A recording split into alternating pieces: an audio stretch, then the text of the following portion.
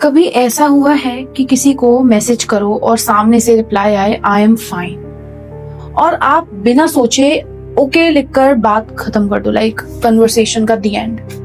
हम सब करते हैं और शायद रोज करते हैं, लेकिन कभी कभी ये दो वर्ड सच दिखते हैं पर सच होते नहीं हैं। ये सिर्फ एक कवर अप होते हैं, एक आदत, एक डर या फिर एक सिग्नल। आज जो स्टोरी मैं आपको सुनाने वाली हूँ वो किसी हॉरर मूवी की नहीं है। इसमें कोई गोस्ट नहीं है, कोई शैडो नहीं है या कोई जंप स्केयर नहीं होने वाला है। फिर भी ये उन सबसे ज्यादा डरावनी है क्योंकि ये रियल लाइफ बेस्ड है। कहानी है श्रद्धा की और उस इंसान की जिसे उसने अपना घर समझा। कहानी की शुरुआत हुई मुंबई में, एक कॉल सेंटर लाइफ, मुंबई की फास्ट लाइफ, नाइट शिफ्ट्स और एक कॉल सेंटर जहां हर रोज नए लोग मिलते थे। वहीं पर श्रद्धा काम करती थी, एक नॉर्मल सी लड़की जो अपनी लाइफ खुद जीना चाहती थी, लाइक इंडिपेंडेंट होना चाहती थी, थोड़ी स्ट्रॉन्ग, थोड़ी इमोशनल और बिल्कुल वैसे ही जैसे सब होते हैं और होना चाहते भी हैं। वहीं उसकी मुलाकात हुई आफताब से। पहले बस एक कलीग, फिर दोस्त, फिर वो इंसान जिससे बात किए बिना दिन ही कंप्लीट ना हो। ऐसे ही रिलेशनशिप स्टार्ट होते हैं, बस धीरे धीरे आदत बन जाती है।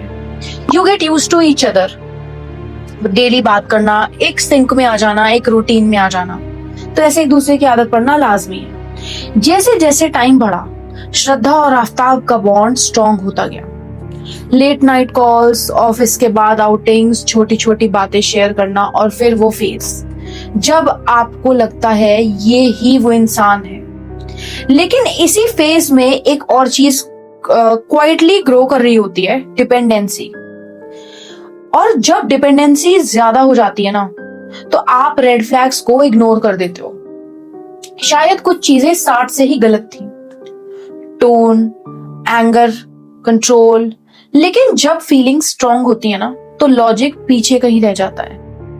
वो कहीं आसपास भी फ्रेम में नहीं होता, लॉजिक पूरे फ्रेम से ही मिसिंग होता है। जब श्रद्धा ने अपनी फैमिली को बताया तो उन्होंने मना किया, स्ट्रांगली मना किया। बहुत ज्यादा आर्ग्यूमेंट्स हुए, प्रेशर आया, और फिर वो डिसीजन, एक डिसीजन जो आपकी लाइफ ही चेंज कर देता है। उसने घर ही छोड़ दिया और आफ्ताब के साथ रहना चूज किया। ये डिसीजन सिर्फ प्यार का नहीं होता, ये ट्रस्ट का डिसीजन होता है। आप अपनी पूरी लाइफ एक इंसान के हाथ में दे देते हो, और वो भी इंस्टेंटली अपना दिमाग बना के, और यहीं से रिस्क स्टार्ट हो जाता है। नया शहर, नया फेज, मुंबई से दिल्ली शिफ्ट, नया फ्लैट, नया सेटअप, नई बिगनिंग। शुरू में सब ठीक था, हर रिलेशनशिप में हनीमून फेज होता है, लेकिन फिर रियलिटी आती है, मतलब रियलिटी हिट इन करती है। और रियलिटी कभी कभी अनकंफर्टेबल होती है। वैसे मोस्टली केसेस में रियलिटी अनकंफर्टेबल ही होती है, लाइक डेली लाइफ में भी रियलिटी अनकंफर्टेबल ही होती है। That's why people get offended when you speak facts, no, throw facts on their faces. इसलिए रियलिटी बहुत ही अनकंफर्टेबल होती है। फाइट्स बढ़ने लगी, आर्ग्यूमेंट्स फ्रीक्वेंट हो गए, और धीरे बदलता हुआ बिहेवियर।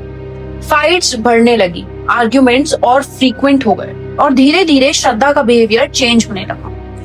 वो फ्रेंड्स से बात करती थी, लेकिन पूरी सच्चाई नहीं बताती थी। कभी कैजुअली बोल देती थी, यार थोड़ा प्रॉब्लम चल रहा है।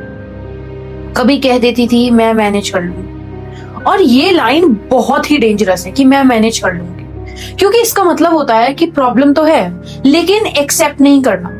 या शायद श्रद्धा को डर लग रहा था एक्सेप्ट करने से।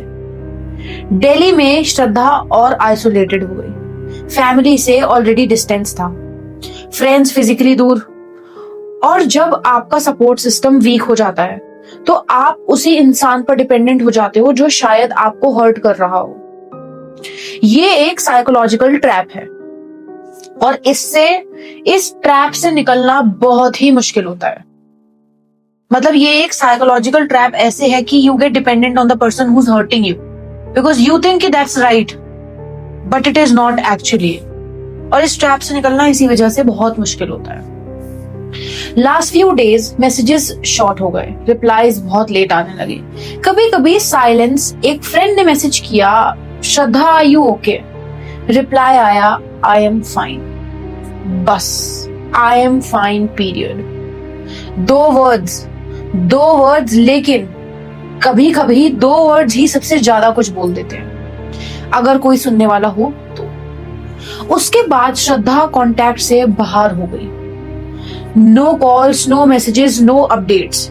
इनिशियली लोगों ने सोचा बिजी होगी, ब्रेक चाहिए होगा। When we get like to frustrated no, तो हम लोग थोड़ा ब्रेक लेने की कोशिश करते हैं। सो पीपल थॉट कि वो ब्रेक ले रही है, लेकिन टाइम बढ़ता गया और साइलेंस हेवी होता गया। फैमिली को डाउट हुआ, उन्होंने कांटेक्ट करने की कोशिश करी। लाइक इतना डिस्टेंस होने के बाद जब फैमिली को लाइक हल्का सा ऐसे लगा कि कुछ गड़बड़ है टाइप्स, तो उन्होंने कांटेक्ट करने की कोशिश करी। कोई प्रॉपर रिस्पॉन्स नहीं आया और फिर कंप्लेन फाइल हुई, पुलिस इन्वॉल्व हुई, एक एफआईआर दर्ज करवाई गई। पुलिस ने डिजिटल ट्रायल फॉलो की, call records, location history, online activity, और धीरे धीरे सच सामने आने लगा। एक ऐसा सच जो नॉर्मल नहीं था, जो समझना मुश्किल था। इस केस में सबसे डिस्टर्बिंग चीज क्या थी? आई थिंक क्राइम नहीं था, बिहेवियर। एक इंसान का इतना कंपोज्ड रहना, इतना नॉर्मल एक्ट करना जैसे कि कुछ हुआ ही नहीं है, ये चीज हमारे ब्रेन को डिस्टर्ब करती है कि how can someone act so normal when things are not actually normal around him और हर। देन मतलब आप एक हद तक ही भी प्रिटेंड कर सकते हो ना, तो इतना कैसे प्रिटेंड कर सकता है कोई नॉर्मलाइज करने का जब तक कुछ नॉर्मल है नहीं आसपास। ये स्टोरी हमें क्या सिखाती है? ये स्टोरी हमें सिखाती है कि डेंजर हमेशा बाहर नहीं होता, कभी कभी डेंजर वही होता है जहां आप सबसे ज्यादा सेफ फील करते हो। एक रिलेशनशिप, एक घर, एक इंसान। अगर आप किसी को जानते हो जो बार बार बोलता है आई एम फाइन, तो टेंशन मत लो, मैं हैंडल कर लूंगी, एक बार सीरियसली पूछना उनसे, एक बार और, क्योंकि कभी कभी लोग हेल्प नहीं मांगते और कभी कभी जब तक हमें चीजें समझ आती हैं तब तक बहुत देर हो चुकी होती है। डर अंधेरे से नहीं होता, डर इंसान से होता है जो पहले कभी अपना लगता था। You don't get to believe कि आप जिस इंसान पे सबसे ज्यादा भरोसा कर रहे थे वो ही आपको बैकफायर कर सकता है या बैक स्टैबिंग कर सकता है आपके साथ। ये थोड़ा ऐसा हो जाता है कि मतलब भरोसा उठ गया टाइप्स। ये थी श्रद्धा की कहानी और बहुत से हम जैसे लोग इससे रिलेट करते हैं क्योंकि ये एक्चुअली बहुत रिलेटेबल कहानी है। और ये सिर्फ एक कहानी नहीं है, ये एक ट्रू क्राइम स्टोरी है। इन्वेस्टिगेशन अब सिर्फ मिसिंग पर्सन केस नहीं रहा था। पुलिस को कुछ चीजें अनयूजुअल लग रही थी, स्टेटमेंट्स मैच ही नहीं कर रहे थे, टाइमलाइन क्लियर नहीं थी, और सबसे इम्पोर्टेंट, श्रद्धा का डिजिटल प्रेजेंस सडनली स्टॉप हो जाना। नॉर्मली जब कोई वॉन्टरली डिसअपियर करता है तो कहीं ना कहीं एक्टिविटी मिलती ही है, लेकिन यहाँ एकदम साइलेंस था, जैसे किसी ने एक स्विच ऑफ कर दिया हो। जैसे कि हम जब अपने फोन को डीएनडी मोड पे डाल देते हैं ना, लाइक सडनली वर्ल्ड से cut off. People who don't live around you, वो आपको कैसे रीच आउट करेंगे? एक फोन ही तो है ना। तो डीएनडी मोड पर हो जाना, एकदम साइलेंट पर चले जाना। और इसी पॉइंट पर केस काफी सीरियस हो गया।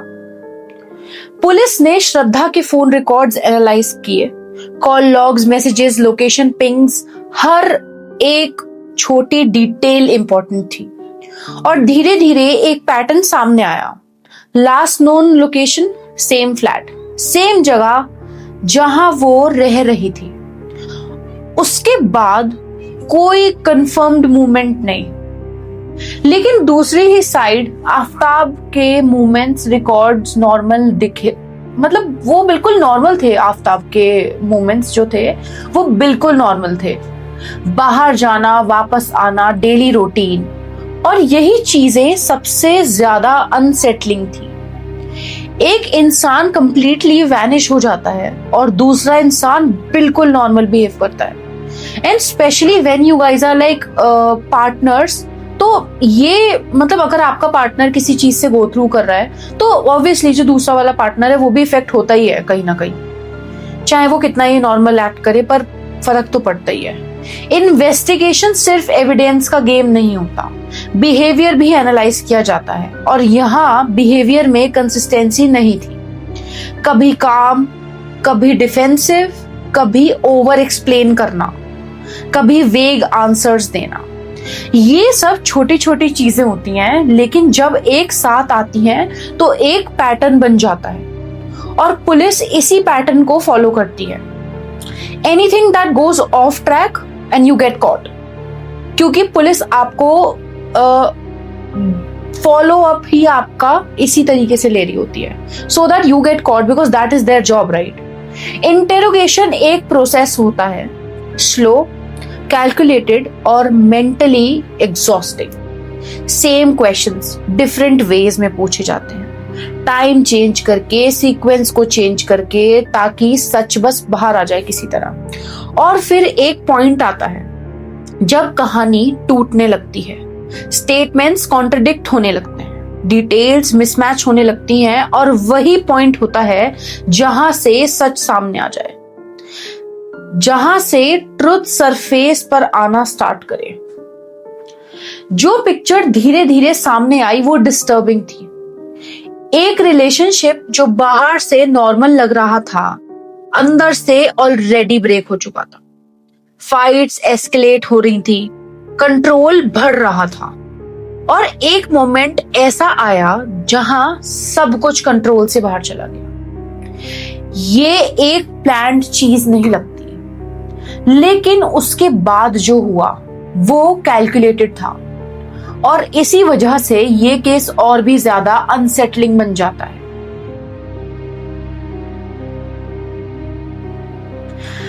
सबसे बड़ा सवाल यहाँ ये नहीं है कि क्या हुआ, सबसे बड़ा सवाल यहाँ ये है कैसे कोई इतना नॉर्मल बिहेव कर सकता है। Like that is a big shocker for all of us who are familiar with the case, कि इतना नॉर्मलाइज कोई कैसे कर सकता है, when especially when things are not okay। चेहरे पे दिखने लगता है आपके when you are depressed, तो इतना नॉर्मल कोई कैसे एक्ट कर सकता है। बाद में कैसे कोई इंसान एक एक्सट्रीम एक्ट के बाद वापस रूटीन में आ जाता है। ये सिर्फ एक क्राइम नहीं है, ये साइकोलॉजी है, detachment, lack of empathy, control, और शायद एक ऐसा माइंडसेट जो नॉर्मल लोग समझ ही नहीं सकते। मैंने जब पढ़ा था पहली बार तो मुझे भी ऐसे लगा था कि अरे ये क्या, पर नहीं, ये नॉर्मल नहीं है, और यही चीज इस स्टोरी को और स्कैरी बनाती है। इस पूरी स्टोरी में सबसे ज्यादा लाउड चीज क्या है? साइलेंस, श्रद्धा का साइलेंस, उसके लास्ट मैसेजेस, उसका वो आई एम फाइन। कभी कभी विक्टिम्स चिल्लाते नहीं हैं, वो क्वाइटली एडजस्ट करते हैं, वो उम्मीद करते हैं कि सब ठीक हो जाएगा, वो वेट करते हैं कि सिचुएशन इंप्रूव होगी, लेकिन हर बार ऐसा नहीं होता। अगर आप इस स्टोरी को ध्यान से देखो तो ये किसी एक इंसान की स्टोरी नहीं है, ये एक पैटर्न है बहुत से लोगों का। Toxic relationship, isolation, ignoring red flags, और फिर लेट रियलाइजेशन। ये सब रियल लाइफ में होता है, रोज होता है, बस हर केस न्यूज तक नहीं पहुंचता। कुछ बातें न्यूज तक जाने से पहले ही दब जाती हैं, या न्यूज तक जितनी उन्हें हाइप ही नहीं मिलती। कभी कभी साइंस बहुत ऑब्वियस होते हैं, लेकिन हम इग्नोर कर देते हैं, जैसे constant control, aggression, isolation from friends, emotional manipulation, और सबसे डेंजरस, नॉर्मलाइज हो जाना। हर चीज को नॉर्मलाइज कर देना, जैसे कि कुछ हुआ ही नहीं। उससे बड़ा toxic trait I don't think so कि कोई हो सकता है।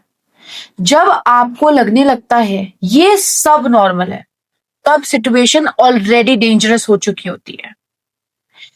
इस स्टोरी का एंड सिर्फ एक केस का एंड नहीं है, ये एक रिमाइंडर है कि ट्रस्ट ब्लाइंडली नहीं देना चाहिए, कि इंडिपेंडेंस का मतलब सिर्फ फिजिकल फ्रीडम नहीं होता, इमोशनल सेफ्टी भी उतनी ही इंपॉर्टेंट है।